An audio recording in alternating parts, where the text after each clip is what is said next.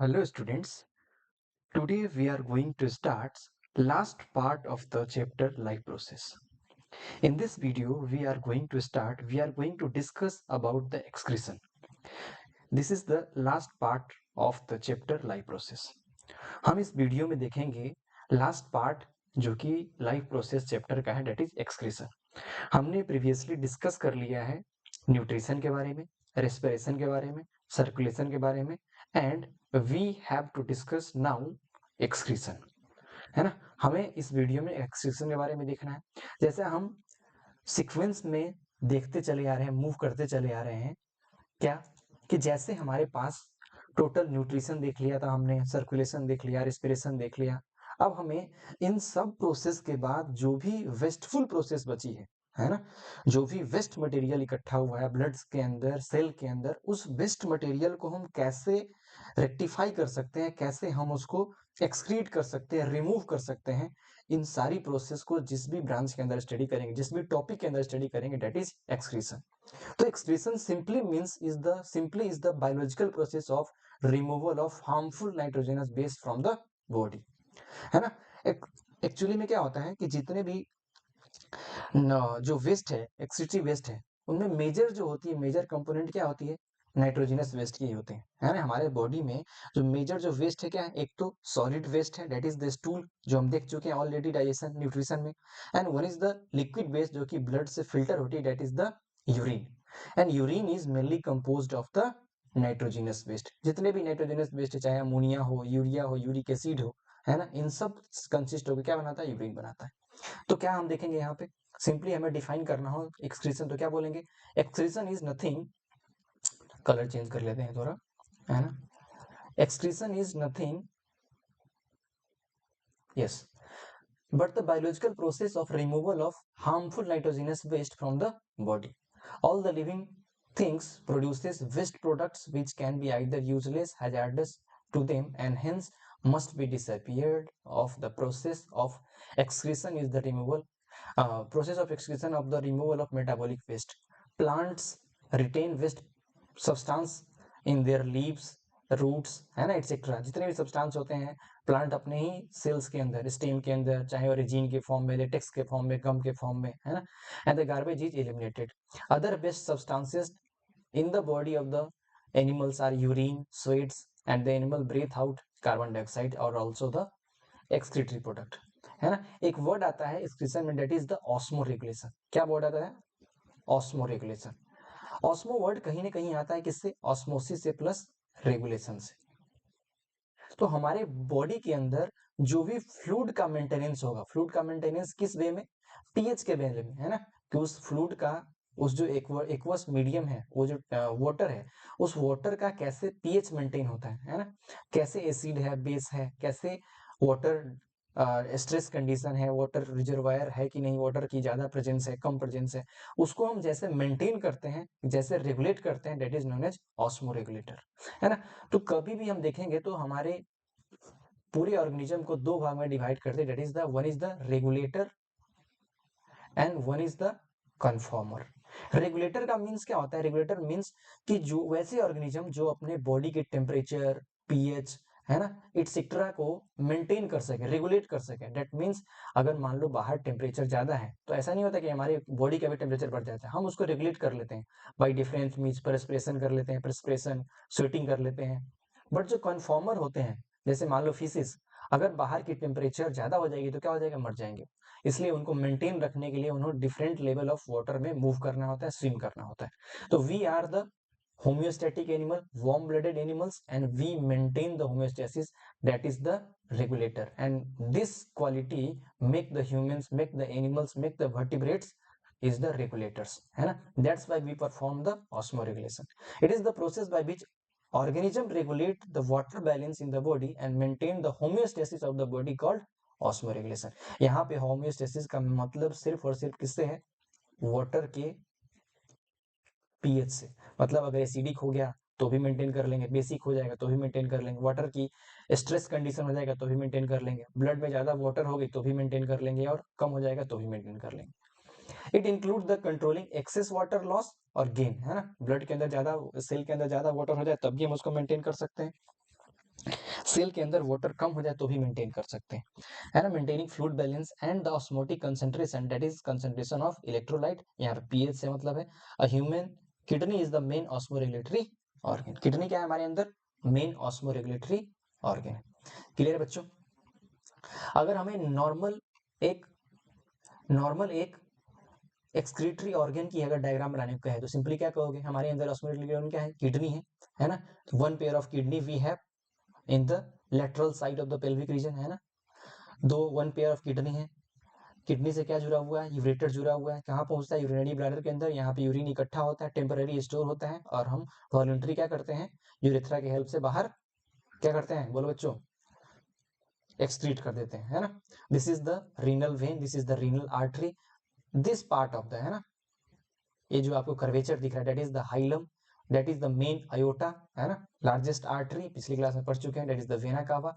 इस एपेक्स पे, किडनी के एपेक्स पे एक ग्लैंड होती है जिसको बोलते हैं क्या? एड्रीनल ग्लैंड, है ना। 10th में आप पढ़ के आ चुके हैं थोड़ी सी एड्रीनल ग्लैंड्स, है ना। अच्छा पढ़ेंगे आप 10th में, sorry.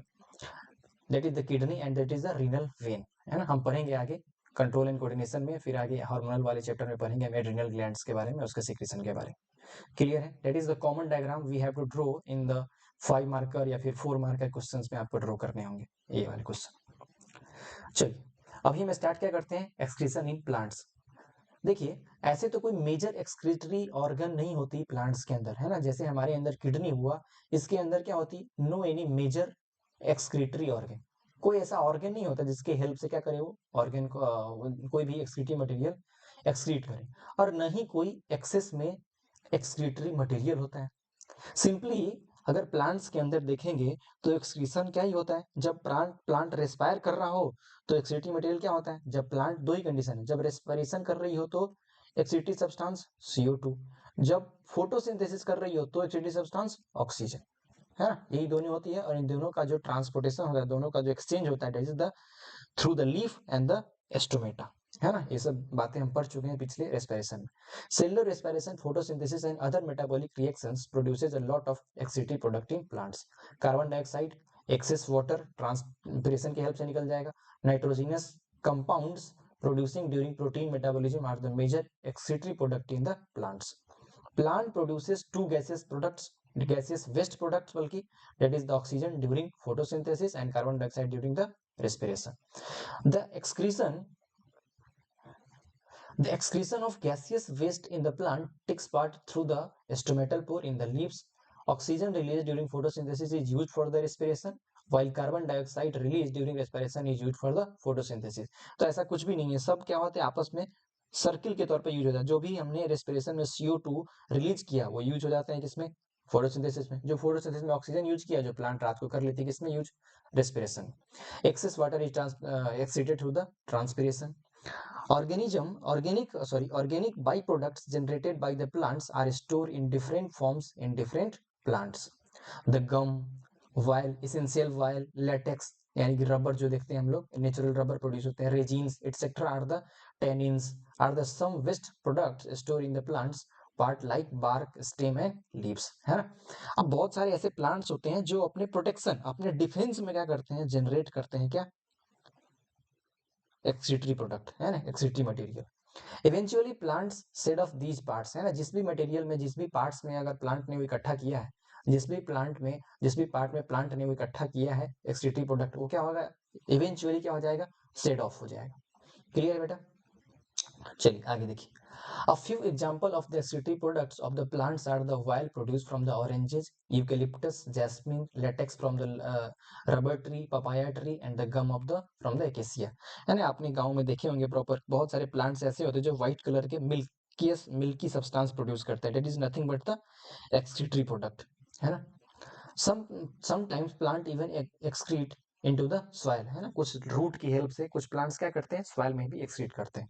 Aquatic plant releases their excretory product through the diffusion in the water, है ना। अब क्या एक्सक्रीटरी प्रोडक्ट क्या होता है और एक्सक्रीटरी ऑर्गन क्या होते हैं, इसके लिए मैंने एक सिंपल से टेबल बनाया है आपको, इस टेबल की हेल्प से आप सब कुछ देख लेंगे, है ना। Different substance, excretory substance is releases through the different body organ by the different organism, है ना। इन सब में आपको सारा कुछ क्लियर हो जाएगा। फॉर एग्जाम्पल है ना, ये कौन से एनिमल है और कौन एक्सक्रीटरी सब्सटेंस है, वेस्ट प्रोडक्ट क्या है। जैसे अमीबा के अंदर एक्सक्रीटरी एक्सक्रीटरी जो बॉडी है ना, वो क्या है, एक्सक्रीटरी जो सब्सटेंस है क्या है, इसने मैंने एक्सक्रीटरी सरफेस है ना, एक्सक्रीटरी यहाँ पे गलत लिखा है हमने, सब्सटेंस नहीं होगा, एक्सक्रीटरी ऑर्गन, एक्सक्रीटरी ऑर्गन है ना। चलिए बच्चों, क्या है एक्सक्रीटरी ऑर्गन। अमीबा के अंदर क्या होता है, सेलुलर सरफेस से वेस्ट प्रोडक्ट क्या है, अमोनिया। हाइड्रा के अंदर बॉडी सरफेस से करते हैं, इसका वेस्ट प्रोडक्ट क्या है, अमोनिया। फ्लैट वॉर्म के अंदर प्रोटोनिफ्रीडिया, फ्लेम सेल्स। फ्लैट वॉर्म के अंदर क्या है, प्रोटोनिफ्रीडिया और फ्लेम सेल्स, है ना। इसी को बोलते हैं, प्रोटोनिफ्रीडिया का ही नाम क्या है, फ्लेम सेल्स नाम है। ये मेनली क्या प्रोड्यूस करते हैं, अमोनिया है, एक्सक्रीटरी वेस्ट। अर्थ वॉर्म के अंदर क्या है, नेफ्रीडिया है, और ये प्रोड्यूस क्या करते हैं, अमोनिया या फिर यूरिया। इंसेक्ट के अंदर क्या है, मेलपिगियन टिब्यूल, एक्सक्रीटरी ऑर्गन। बोलो बच्चों, Malpighian tubule, Malpighian tubules and the waste product is the uric acid. Vertebrates के अंदर जितने भी है, एनिमल्स, बर्ड एटसेट्रा, इसके अंदर क्या, बर्ड्स तो नहीं, एनिमल जितने भी है, मैमल्स है ना, फ्रॉग, एम्फीबियंस, इन सब के अंदर क्या होती है, किडनी होती है। ऑल वर्टिब्रेट्स के अंदर, हाँ बर्ड भी आएंगे उसमें इंक्लूड होंगे, बर्ड्स एटसेट्रा जितने भी है, बर्ड्स, एम्फीबिया, रेप्टाइल्स, मैमल्स, सारे जो वर्टिब्रेट्स सबके अंदर क्या होंगी, किडनी होगी। एक्सक्रीटिव प्रोडक्ट क्या हो सकती है, अमोनिया हो सकती है, यूरिया हो सकता है और यूरिक एसिड, इन तीनों में से कोई हो सकता है, डिपेंडिंग अपॉन की ये कौन सा ऑर्गेनिज्म है और कौन सा उसकी हैबिटेट क्या है ना। हैबिटेट के बेस पे, जैसे वाटर में है तो अमोनिया रिलीज करेगा, है ना। ड्राई कंडीशन में है तो यूरिक एसिड रिलीज करेगा, नॉर्मल मीडियोकर कंडीशन में है तो क्या रिलीज करेगा, यूरिया। हम ह्यूमन के अंदर क्या होता है, किडनी है, एक्सक्रीटरी ऑर्गन, और substance, excretory substance is the urea. Clear है यहाँ तक। चलो, तो ये यहाँ पे लिखा है हमने simply, carbon dioxide, excess water etcetera are the excretory substance, है ना। तो ये आपको टेबल ध्यान रखने, है ना, ये टेबल मेनली ध्यान रखने लगे। देखो ये देखो, ये जो है ना, ये gum like structure, latex like structure, ये प्लांट्स के अंदर रिलीज होते हैं। चलिए नेक्स्ट मूव करते हैं, हमें जो मेन फोकस करना है, that is the part that is the excretion in human. Human के एक्सक्रीशन के बारे में डिस्कस करना है, किडनी के बारे में डिस्कस करना है, और उससे कुछ रिलेटेड डिजॉर्डर्स लाइक जो डायलिसिस है उसके बारे में डिस्कस करना है। Excretion is the process where all the metabolic wastage are removal from the body. ये सारा चीजें हमें देख चुके हैं कि एक्सक्रीशन कैसे होता है, कौन से लाइफ प्रोसेस की वजह से होता है, लाइक रिस्पिरेशन, न्यूट्रिया, जो हमने न्यूट्रिशन देखा था, और सर्कुलेशन। इन सब प्रोसेस के बाद कुछ ना कुछ मेटाबॉलिक वेस्ट हमारे पास बच जाते हैं। उस मेटाबॉलिक वेस्ट को रिमूव करने के लिए बॉडी से, because these metabolic waste are toxic to our body, that's why we have to remove these metabolic waste, है ना। और इस मेटाबॉलिक वेस्ट को रिमूव करने के लिए जिस प्रोसेस का यूज होता है, जिस लाइफ प्रोसेस का यूज करते हैं, is the excretion, like urea, ammonia and uric acids. Simple diffusion, देखिए किसी भी ये सब चीजें लिखा है, टॉक्सिक कंपाउंड होते हैं ये सब एटसेट्रा, किसी भी सब्सटेंस के लिए जो भी हम एक्सक्रीटरी सब्सटेंस है, जो लार्जेस्ट एनिमल्स है, जो कॉम्प्लेक्स एनिमल है, उसके लिए simple diffusion is not sufficient, है ना। हमारी बॉडी के लिए, ह्यूमन के लिए सिंपल डिफ्यूजन क्या है, सफिशिएंट नहीं है ना, to eliminate these wastage from the body. We need more complex and specific process in order to eliminate waste products, है ना। इसके लिए क्या है, हमारे पास स्पेसिफिक ऑर्गन है, स्पेसिफिक एक्सक्रीटरी ऑर्गन है, and we have one pair of kidney for these purposes. Clear है बेटा। चलिए, क्या है किडनी, कैसा होता है, थोड़ा सा इसके बारे में देख सकते हैं सिंपली, ज्यादा इसके बारे में डिटेल नहीं जानना, बट हमें क्या जानना है, kidney is the bean shape structure, rajma के जैसा स्ट्रक्चर होती है इसका, है ना। Generally 10 to 12 centimetre in length होती है, विड्थ 5 to 7 सेंटीमीटर, और करीब करीब 150 ग्राम के, 150 ग्राम के आसपास का होता है, 120 to 170 ग्राम के आसपास इसके वेट होती है। बहुत सारे ब्लड वेसल्स होते हैं, यूरेटर कनेक्ट होते हैं, जो मैंने पिछली डायग्राम में बता चुका हूँ आपको, है ना। कनकेव सरफेस, नोज, हाइलम, है ना, पेल्विस, हाइलम एंड कैलिसेस। देखिए इसका स्ट्रक्चर, ये क्या है, this is the renal artery, this is the renal when, ध्यान देना जरा मेरे कर्सर पे, इस माउस पे जो चल रही है, दिस इज द यूरेटर, है ना, finally lead to the urinary bladder and that is the urethra, है ना। ये जो आपको दिख रहा है, ये रीनल वेन और रीनल आर्टरी, ये प्रोजेक्ट होता है बहुत छोटे छोटे कीप लाइक स्ट्रक्चर, कीप लाइक स्ट्रक्चर मतलब ऐसा, है ना, ऐसा, बहुत छोटे छोटे कीप लाइक स्ट्रक्चर, है ना, ऐसा, that is known as renal calyces, है ना, कैलिक्स बोलते हैं इसको, माइनर कैलिक्स बनाएगा क्या, major calyx, and that is the calyces. तो इन सारे प्रोसेस को इसमें क्या हो जाएगा, ब्लड प्यूरिफाई होंगे, प्यूरिफाई होने के बाद क्या हो जाएगा, जिससे जो एक्सक्रीटरी मटेरियल है यूरिनल आर्टरी और वेन के थ्रू क्या चला, फिर वापस प्यूरिफाई होगा और यहाँ यूरेटर के थ्रू कहाँ चला जाएगा, ब्लैडर के अंदर चला जाएगा, यूरिनरी ब्लैडर के अंदर चला जाएगा। क्लियर है। अब जो एक्सक्रीटरी ऑर्गन की जो यूनिट होती है ना, आपसे कोई पूछे what is the unit, what is the unit of kidney के अंदर ऐसा कौन सा मटेरियल है, ऐसा कौन सा ऑर्गन है, ऐसा कौन सा पार्ट है जो क्या करता है, वो जो क्या करता है, पूरी की पूरी जो इस प्रोसेस को फिल्टरेशन को पार्टिसिपेट करता है, and that is the nephron. Nephron is the structural and functional unit of kidney, है ना, nephron is the structural and functional unit of kidney. तो आपसे कोई पूछे कि structural and functional unit of kidney क्या है, तो क्या है, नेफ्रॉन, है ना। नेफ्रॉन मेनली किससे कंपोज होता है, mainly these are compose of the Bowman's capsule, है ना। अब देखो यहाँ से पूरी एक्सप्लेन कर देता हूं मैं, एक बोमेन्स कैप्सूल, बोमेन्स कैप्सूल कैसे होता है further, Bowman's capsule is a cup like structure in which the afferent arterioles, artery का क्या होता है, एक ब्रांच होता है ना, ये क्या होता है, आर्टरी का एक ब्रांच होता है पूरा, है ना, टफ्ट ऑफ आर्टरीज कैपिलरीज, है ना, टफ्ट मतलब गुच्छे के जैसा, है ना, that is the afferent artery, जिससे ब्लड आएगा, that is the efferent artery. Efferent है और ये इफरेंट, एफरेंट मतलब आने वाला, इफरेंट मतलब जाने वाला। इससे क्या होगा, इससे ब्लड फिल्टरेस होगा, है ना, इतनी ज्यादा गुच्छे होती है ब्लड की, इससे माइन्यूट माइन्यूट पोर्स होते हैं और इसमें फिल्टरेट आकर इकट्ठा हो जाता है, that is the Bowman's capsule. Bowman's capsule lead to the further a small part that is known as PCT, that is PCT, proximal convoluted tubules, क्या बोलते हैं इसको, proximal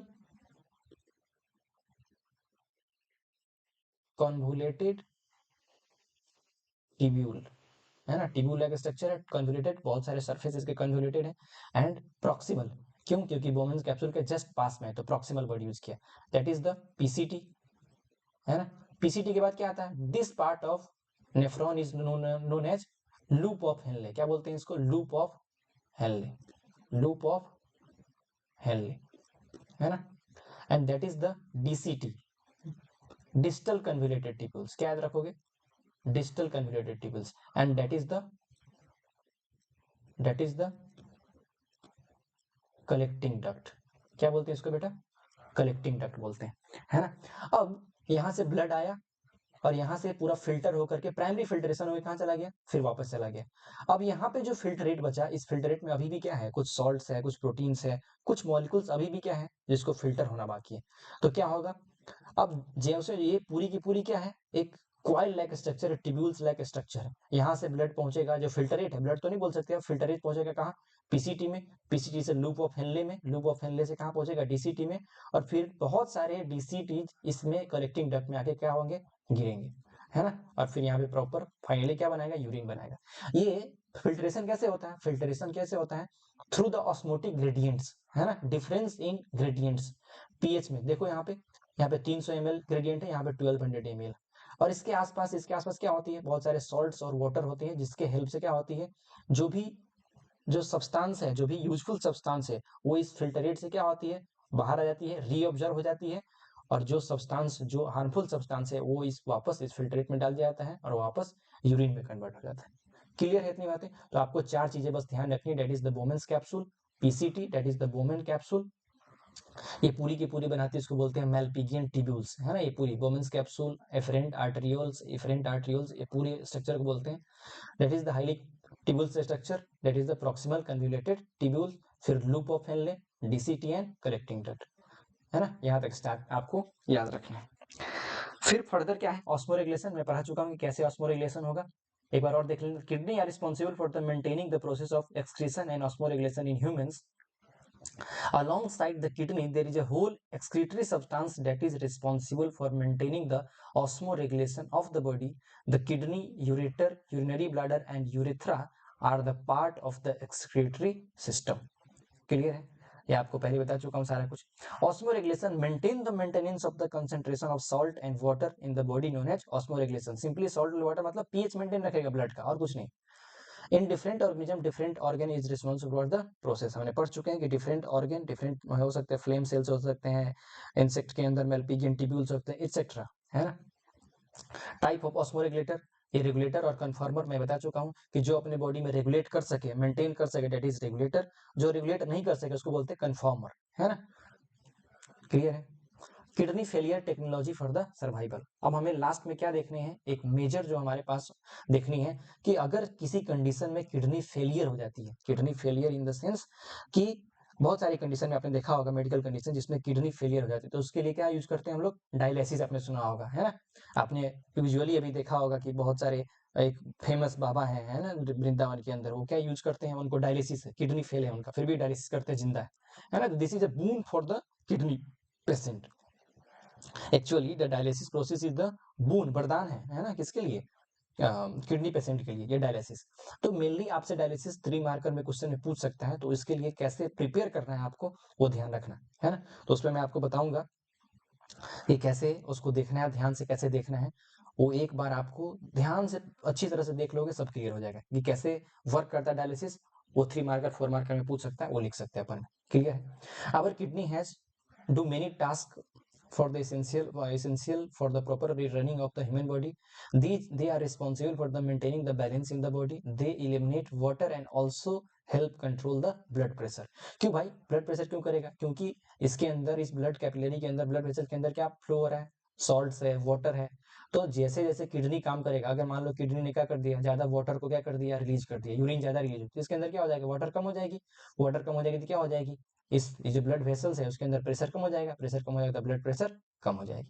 तो सिंपली जो किडनी का जो फंक्शन है वो डायरेक्टली रिलेटेड किससे है, ब्लड प्रेशर से, है ना। तो हमारी बॉडी की वाटर की कंडीशन कैसी है उससे डिपेंड करता है blood pressure. But the kidney also can get damage, when the damage they can not perform their function well. Thus, this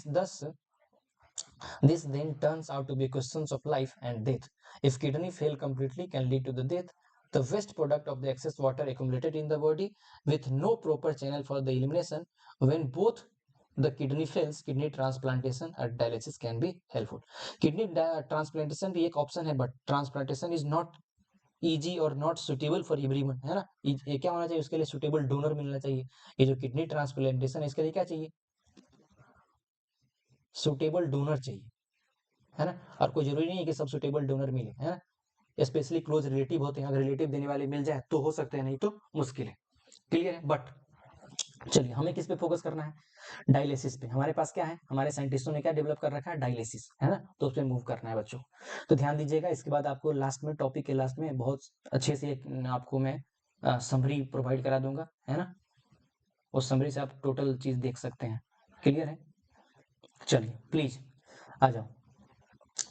अब देखो, if the kidney are not functioning properly, waste product accumulating in our body, this result in the coma or even death, है ना। Toxic चीजें, और toxic चीज body में अगर produce होती है, अगर एक्यूमुलेट होती है तो क्या होगा, डेथ हो सकती है ना, सेल की डेथ हो सकती है। To cure this, the patient subjected to the dialysis maintain the body balance in the following way. It control the blood pressure, excess water और एक्सेस मेटाबॉलिक वेस्ट है उसको रिमूव करेगा बॉडी से, prevent chemical such as potassium bicarbonate and sodium from the reaching hazardous level. भाई जो भी metabolic waste के अंदर जो भी प्रोड्यूस होते हैं, जो भी सब्सटेंस होते हैं, जो भी सॉल्ट्स होते हैं, उस सॉल्ट्स के एक लेवल होती है, उस लेवल से अगर ऊपर चला जाए तो ही वो हमारे लिए खतरनाक है, डेंजरस है। तो उसको हमें एक लेवल तक मेंटेन रखने में काम करता है कौन, डायलिसिस, है ना। अब डायलिसिस कैसे होता है वो सिंपल मैं एक डायग्राम से आपको समझाता हूँ, है ना। सिंपल ये डायग्राम आप सीख लिए, डायलिसिस आपको पूरा का पूरा क्लियर हो जाए, है ना। चलो देखो, इसको थोड़ा सा मैं ऊपर लेते चलता हूँ, ठीक है ना बेटा।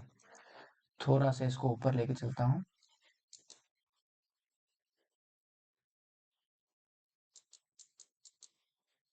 चलिए देखिए जरा। अब डायलिसिस सिंपली क्या होता है कि हमारा किडनी खराब हो चुका है, तो हम ऐसा कोई मैकेनिज्म लगाए बाहर में, है ना, आउटसाइड द बॉडी, किडनी के बाहर, जो क्या करे, किडनी जैसा ही फंक्शन करे, है ना। बट हमें क्या करना पड़े, सिर्फ और सिर्फ, है ना, ये पूरे अभी करना क्या है, पूरे ब्लड को क्या करना है, फिल्टर कर लेना है। वो चाहे किडनी करे चाहे कोई मशीन करे। तो हमने किडनी जैसा ही मशीन तैयार किया बाहर की तरफ। उसमें क्या लिया, एक ऐसा स्ट्रक्चर लिया है ना, ट्यूब लाइक स्ट्रक्चर लिया, पहले तो ऐसा पूरी की पूरी बीकर जैसा एक मशीन स्ट्रक्चर है, उसके अंदर क्या है, पूरा ट्यूब के फॉर्म में, ये देखो ट्यूब के फॉर्म में, पूरा ट्यूब के फॉर्म में क्या अरेंज्ड है ना, सेमी परमिएबल ट्यूब है। पहले इसके अंदर क्या भरा है हमने, इसके अंदर क्या भरा है हमने, डाइलाइजिंग सॉल्यूशन भरा है ना, फ्रेश डाइलाइजिंग सॉल्यूशन भरा है ना, इसके अंदर डाइलाइजिंग सॉल्यूशन, ये ट्यूब। अब एक पंप हमने क्या, एक ट्यूब हमने क्या जोड़ दिया है, इसके आर्टरी से जोड़ दिया, यहाँ से ब्लड क्या हो रहा है, यहाँ से ब्लड हमने पहुंचाया जा रहा है, यहाँ से ब्लड पंप करके यहाँ पे पहुंचा, फिर ब्लड को हमने इसमें डाला, अब इस पाइप के होकर के ब्लड फ्लो कर रहा है, अभी इम्प्योर इम्प्योर ब्लड है ना, बिना फिल्टर किया हुआ ब्लड है। अब ये फिल्टर किया हुआ ब्लड इसमें पहुंच रहा है, सेमी परमेबल मेम्ब्रेन, याद रखना सेमी परमेबल मेम्ब्रेन, यहाँ इसको मैं जूम करके ले जा रहा हूँ, है ना, इसके अंदर सेमी परमेबल मेम्ब्रेन के अंदर ब्लड फ्लो कर रहा है ना, और इसके आसपास क्या है, लिक्विड है, फ्रेश डाइलाइजिंग लिक्विड है, फ्रेश डाइलाइजिंग लिक्विड है।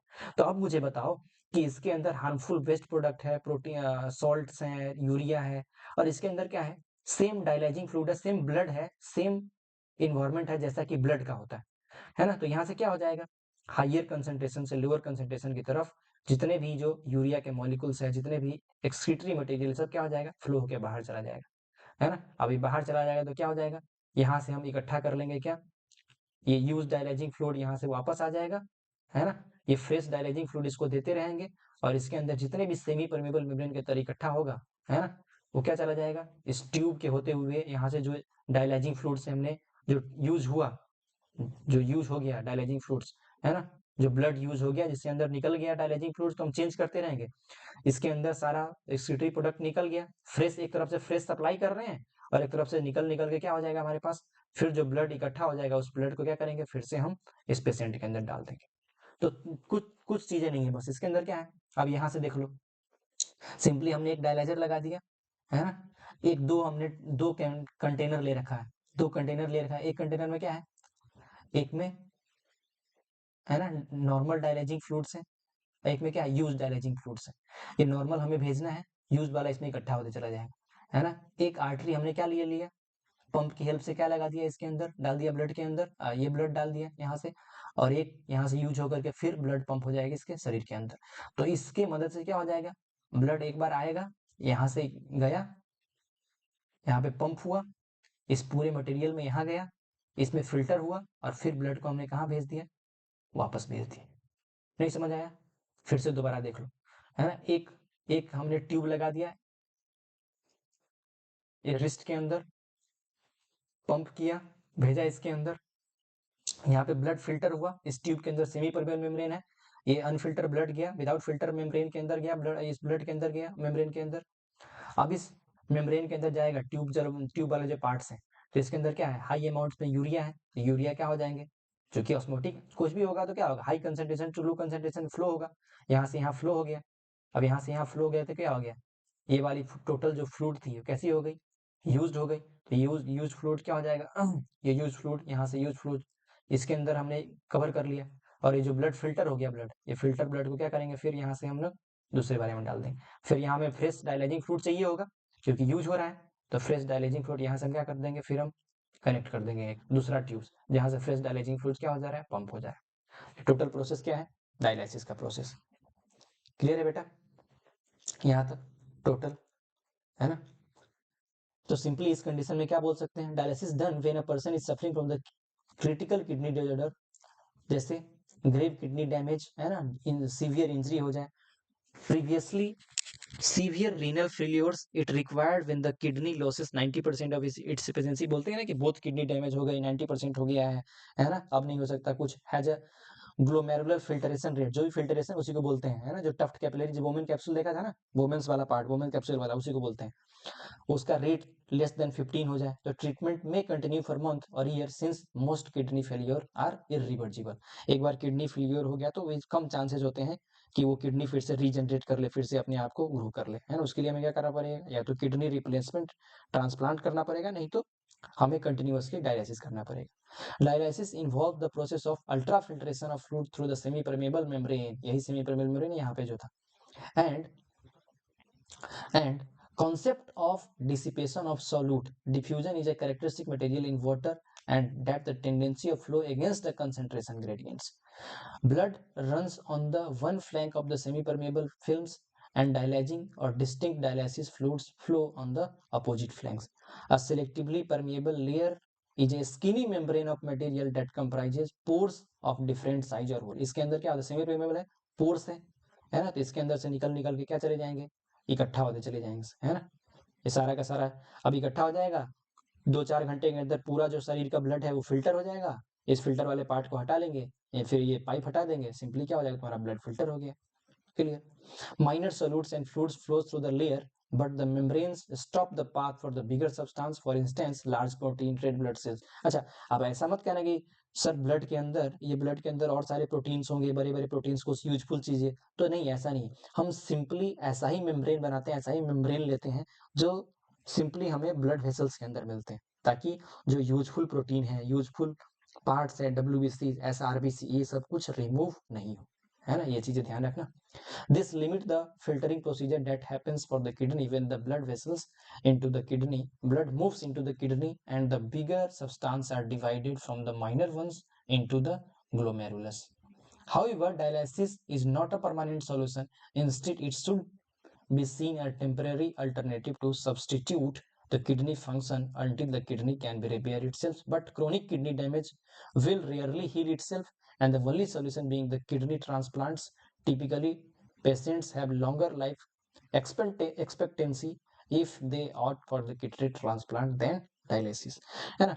अब यह है यहाँ पे क्या कह रहा है कि किडनी डायलिसिस एक टेम्पररी है ना, हम ऐसा नहीं कि सालों साल करवाते चले जा सकते हैं, है ना। एट लास्ट क्या हो जाएगा, क्योंकि ये महंगा भी है ना, डिफिकल्ट भी है, आपको हर वीक, है ना, क्या जाना पड़ेगा, हॉस्पिटल में जाना पड़ेगा, एक लंबे प्रोसेस से गुजरना पड़ेगा, 4-5-6 घंटे का, है ना, इंसिजन लगानी पड़ेगी, है ना, तब जाके के क्या होगा, डायलिसिस होगा।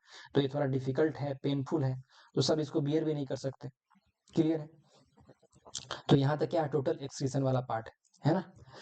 अब यहाँ पे इस एक्सक्रीशन के बाद हमारी लाइफ प्रोसेस की पूरी जो सीरीज है वो खत्म होती है ना। हमने 4 टॉपिक टोटल डिस्कस किए। न्यूट्रिशन डिस्कस किया बेटा, इसके बाद क्या डिस्कस किया हमने, रेस्पिरेशन डिस्कस किया, सर्कुलेशन और ट्रांसपोर्टेशन डिस्कस किया, and then after the excretion discuss किया। इसके अंदर न्यूट्रिशन से सबसे ज्यादा क्वेश्चन आते हैं बेटा, उसको ध्यान से देखना, ध्यान से पढ़ना।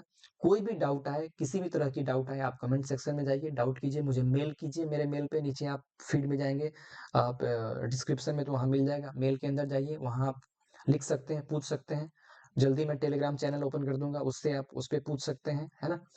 लास्ट में आपको मैं, है ना, आप लोग इसको स्क्रीनशॉट ले सकते हैं यहाँ से, है ना, जब भी चाहे स्क्रीनशॉट ले लो। मैंने ये क्या बनाया है, एक सिंपली आपके लिए पूरा का पूरा तैयार किया है, एक माइंड मैप तैयार किया है ना।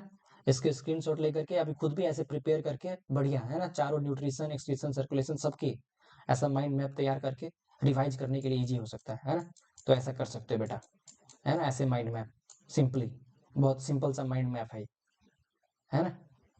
स्क्रीनशॉट ले लो इसका स्क्रीनशॉट ले करके आप रख सकते हैं। आप जब भी मोबाइल में कभी फ्री बैठे हो या फिर नहीं, तो सिंपली क्या कर सकते हो, इसको तैयार करके अपने से खुद से भी ऐसे तैयार करके लिखोगे खुद में, और इसमें कुछ ऐड करके भी कर सकते हो, तो इसको तैयार कर सकते हो। क्लियर है बेटा। तो चारों चीजें हमने कवर कर लिया है। एक बार सीरीज में जाकर के देखो पुराने वीडियोस के, है ना, लिंक पे वहां मिल जाएगा, मैंने प्लेलिस्ट के अंदर सारे को सम अप कर रखा है। न्यूट्रिशन का, रेस्पिरेशन, सर्कुलेशन और एक्सक्रीशन का वो वीडियो देखिए, है ना। चलिए यहीं तक रखते हैं आज। Thank you very much.